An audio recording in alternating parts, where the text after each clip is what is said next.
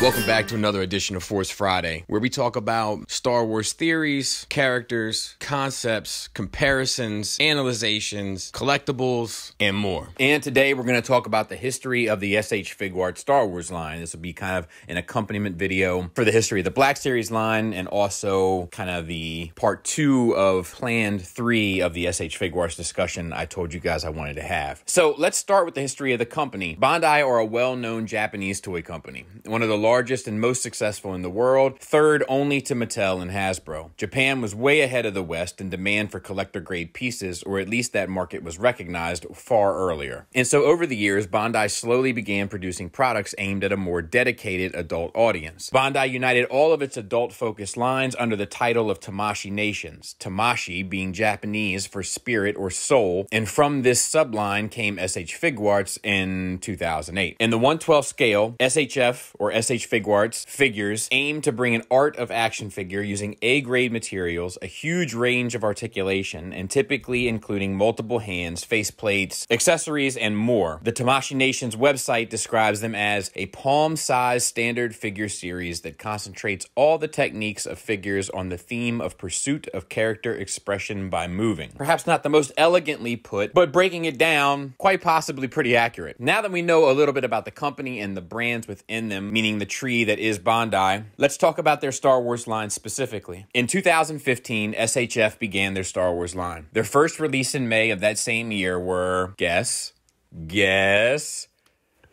that's right, Darth Vader and a Stormtrooper. And to be honest and fair, they didn't make much of an impact other than the potential for what could come. They both looked a little wonky, the proportions were off, the helmet of the Stormtrooper looked absurd, and the scale of Vader seemed super small, plus an undersized head for that small frame and some strange looking joint cuts in his costume. Neither were bad, but both were flawed. It was really their next 2 releases a few months later that had a big impact. Jedi Knight Luke Skywalker and Darth Maul. These 2 really demonstrated the best the line had to offer, but they came with a price. SHF typically run between $60 and $75 per figure versus the $20 the Black Series requests. But compared to their Black Series offerings, they were just light years ahead in every way. Sculpt, likeness, paint, articulation, materials, you name it, they had it. In particular, the likeness and materials were the biggest leap this line had over Black Series. Hasbro's 6-inch figures usually have some joints and even sometimes limbs made entirely of that gummy plastic that's flexible and safe and durable, but not necessarily what a lot of collectors are looking for in their product. It also helped that in 2015, Black Series was at its absolute low point in terms of materials, paint, and articulation. Adam Newman from Tamashii Nations marketing team said, "We use composite resin materials. We use POM in our joints. We also use ABS and resin as well as PVC. Some of those are good for bringing our higher levels of detail." With Luke and Maul putting them on the map, SHF launched a fairly extensive line of Star Wars figures. These figures are closer to the true 1/12 scale than the American versions, which is slightly bigger. That being said, most, if not all, SHF will fit in fine with your Black Series figures. Now, last week we covered the various unreleased figures of the Star Wars line, something that is common for other SHF lines like Marvel and Kamen Rider. Tamashii Nation brands primarily market themselves through comic conventions and SHF-themed events, placing a big emphasis on consumer interaction and feedback. These prototypes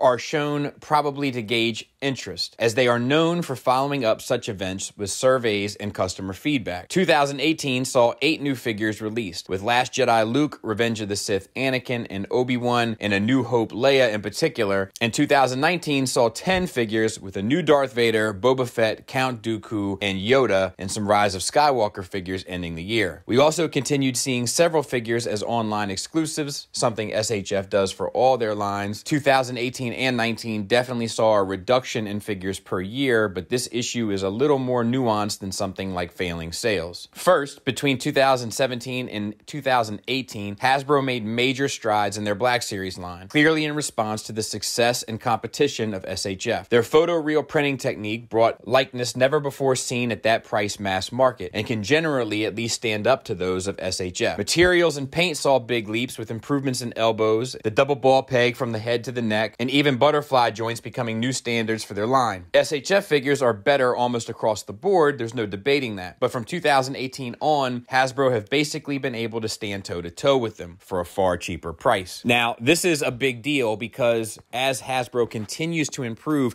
and the price only goes up marginally, there's really only a few places where SHF clearly takes the stride. A lot of their sculpt and paint is cleaner and better, but I would say that that is much more of a minor advantage. Their major advantage comes down to materials and the elegance of their joints. SHF figures move in a way that just seems natural and smooth and like it has purpose, whereas Hasbro stuff, not only their Black Series, but also their Marvel Legends, sometimes it feels like you're like, I don't know, you're like cranking in a tugboat out of sea, and it's clunk, clunk, clunk as you go to move the joints. It's just one of the things that suffers in that line. But let's continue. Another reason why this line may have slowed down a bit is that Bandai and SH Figuarts focus primarily on the Japanese market, saying that around 90% of their brands are Japanese. In Japan, Star Wars is very popular, but not on the same level as anime or mecha franchises that SHF pumps releases out for. It's also worth noting that SH Figuarts targets the niche hardcore collector and do have a bigger following in their anime and Japanese brands, even in the US. Our top 5 brands in the US are probably Dragon Ball, Sailor Moon, Super Mario, Star Wars, and Power Rangers. This is what they said in an interview in 2016 Forbes article that was hosted with both Tamashii Nations and Bluefin, which we will be getting into later on this year. But they go on to say, in US terms, the Japanese figure market amounts to around 350 million turnover every year for retail sales, or 40 billion yen. This is not the traditional toy market. This is just the figure market. We know we have the #1 share of that market as we have around half the market. So while SHF are very focused on breaking into the West through distributors like Bluefin, their primary source of income is from the Japanese and Asian markets. I would imagine that this has a large amount to do with the popular Japanese brands that they're producing products for,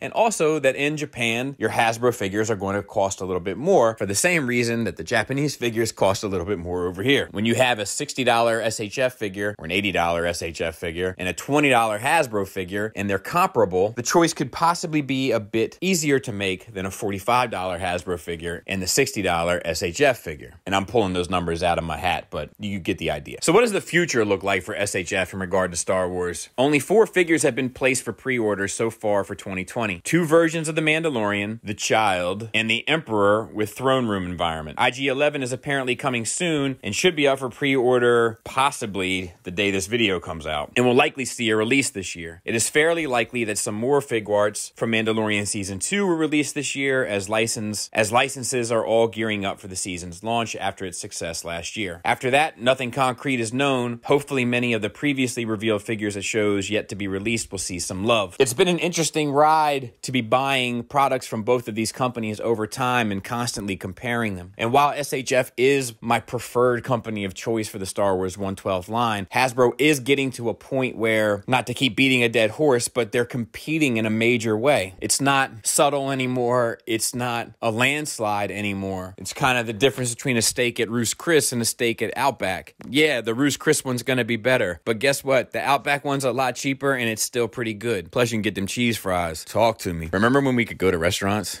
What times? Anyway, I think that by and large, the type of collector that's going to pass up the $20 offering for the $80 offering is a very special breed, and I can't blame those that don't do it. Also, at the same time, the figures that SHF is producing regularly and consistently are the A-list characters and troopers from any said and given movie. These are the same figures that Hasbro is 1000% going to be producing as well. In fact, I'm trying to think if off the top of my head, SHF has produced a figure that Hasbro has not in terms of character, and I don't believe they have. Prequel Yoda would be, I think, the only one. So not only are they competing with every figure they produce, but they're also competing at a higher price point, and they're competing in a lane that many Americans, I believe, are not used to paying a higher price point. This is a conversation that I want to start developing soon, but when you get into the 1/6 market, those figures are expensive, and then the expectation is that they kind of are expensive. expensive. The problem with 1/12 is that many people on this side of the Pacific have never, and therefore can't really fathom a figure at that price. It's hard to swallow. It was hard to swallow for me, so to speak, as I was getting into it. But as you get into it and you learn the nuances and why they're more expensive and what makes them what they are, you learn to accept it, and then you learn to become numb to it and click the pre-order button blindly as you think to yourself, I only need half a tank of gas this week. But if you look at the difference between the original release of Hasbro's Darth Maul and SH Figuarts Darth Maul, that spoke volumes as to why you would make the choice that you would make. But subsequently, if you look at the face of Hasbro's Rey from Rise of Skywalker and you look at the face of Figuarts Rey from Rise of Skywalker, that decision is less clear. It doesn't speak as profoundly. And I'm sure it's had an impact on their market, as well as licensing issues and competition issues in the American market, which we're going to be getting to in part 3, whenever that comes. Hope you guys are staying safe. Hope you guys are staying sane. Thanks for listening. Thanks for watching. Until next time, take care.